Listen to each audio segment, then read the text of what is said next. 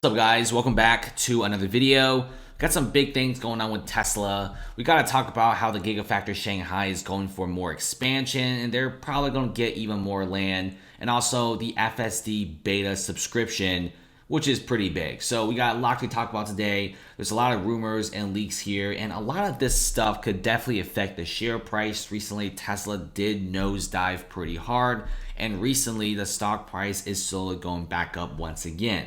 And Tesla appears to be doing some big expansion in China.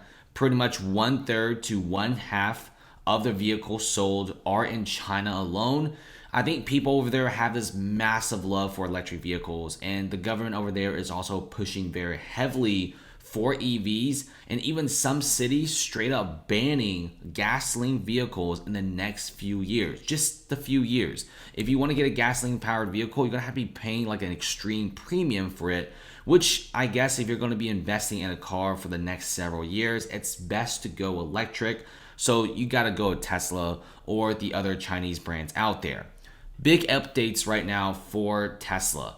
They seem to be going for another plot of land that's adjacent to the Gigafactory Shanghai, which is currently cranking out the Tesla Model 3 and the Tesla Model Y.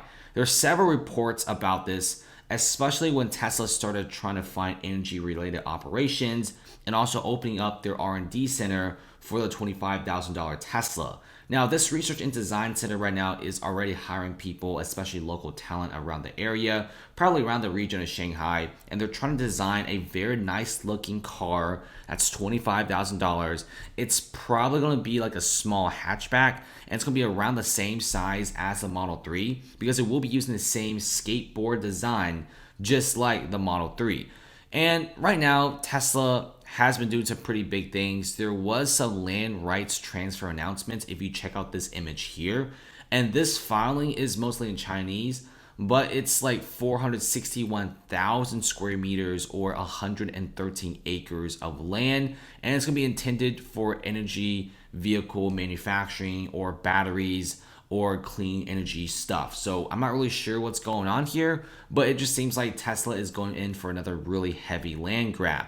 I think the reason why they're doing this is because they want to be producing the $25,000 Tesla in the phase 1 zone, the Gigafactory Shanghai, and then they will be using additional land to perhaps produce the 4680 battery cells. I think producing battery cells in China is a very smart idea because guess what? India is right next to China, and they're thinking about making a Gigafactory in India. And also China is essentially like their biggest customer.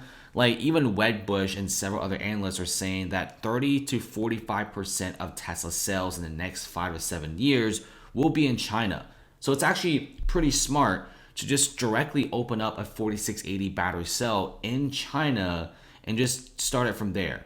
It's a much easier way, it cuts the cost down, and the only way to make the $25,000 Tesla a lot cheaper is to make the batteries in-house instead of shipping it around the world. It just costs way too much money and way too much time.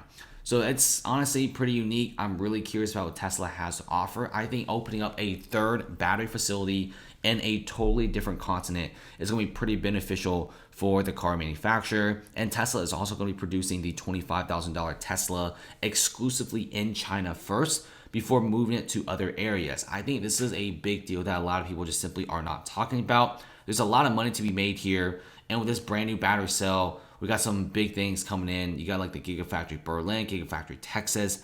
Everything is starting to roll really well. I think 2021 Tesla should be focusing pretty heavily on battery production than just car production alone. And fun fact, the Indonesian Gigafactory will be a nickel factory. And Tesla has also said that there's a massive shortage in nickel, and even making the standard range vehicles of the Model 3 and the Model Y use iron instead because nickel is just way too rare to get these days. And Indonesia and China is somewhat pretty close, so we could be seeing them, having some pretty good trade routes here, shipping nickel back and forth from both gigafactories. So Tesla is really thinking about this massive supply shortage in the next few years, especially with all this competition coming up. You got General Motors, Mercedes, BMW coming off their own electric vehicles. So obviously Tesla really has to secure their own little empire here of batteries and also lithium and nickel. And I'm really curious to see what's going to happen in just the next couple of years. Tesla also has full self-driving beta, which is becoming a really popular thing.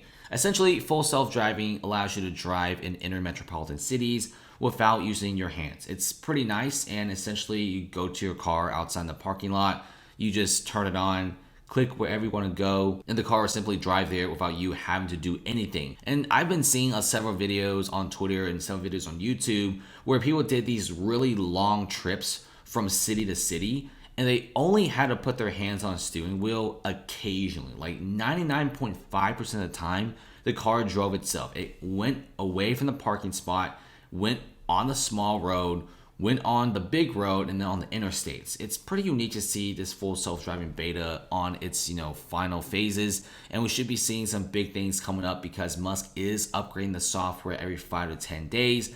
And Tesla CEO has also confirmed recently that they want to be doing the full self-driving subscription program, and it will be available Q2 of 2021.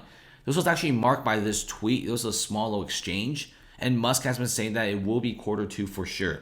This is a pretty nice thing to see because we've been waiting a lot of times for the Tesla full self-driving beta subscription.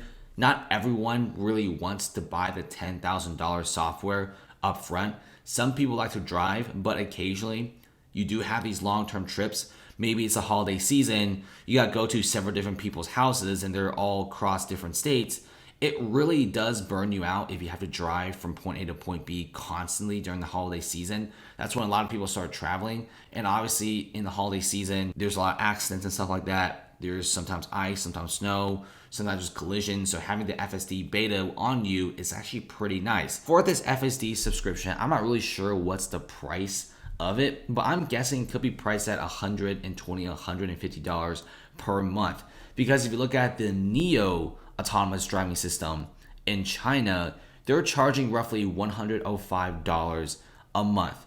And since Tesla's autopilot is way better, and Tesla isn't going to be making this super cheap because they kind of want you to buy the $10,000 software up front, they're probably going to be charging a good amount, $120, $150, and maybe even $200 per month, which makes it extremely expensive. So I'm super curious to see what Tesla has to offer.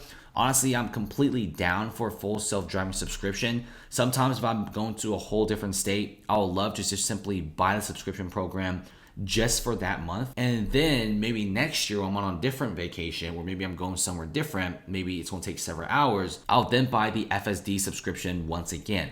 I think it's a really good way for Tesla to make some nice, sweet subscription. And keep in mind that they are updating the software every few days here. So we're seeing better and better software. I wouldn't even be surprised if the price for the software gets jacked up once again. It's already $10,000 a month. It's expensive enough, but with more and more updates coming in and it's getting better and better, we could be seeing the price going from $10,000 to $12,000. Remember, a few months ago, the price for the autopilot was $8,000 and now it's 10 grand. So it's getting more and more expensive, and Musk just keeps urging people to buy it because they will be adding more things over time that will increase the cost of the software. That's about it, guys. Thanks for watching, and comment below.